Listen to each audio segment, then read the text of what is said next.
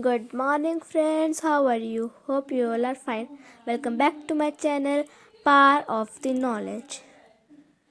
Today, I will teach you the extra question answers of the poem A House and a Home. So, let's get started. A house and a home.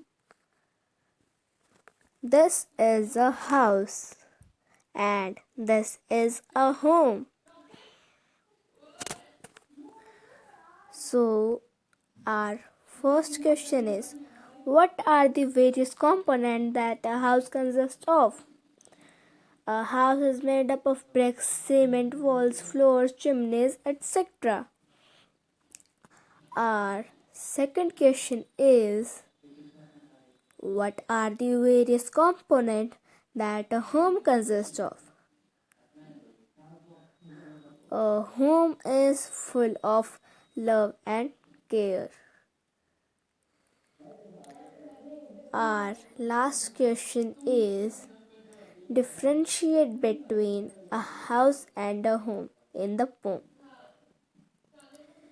A house has bricks, doors, windows, etc. It is lifeless. A home is having a kind and a loving family.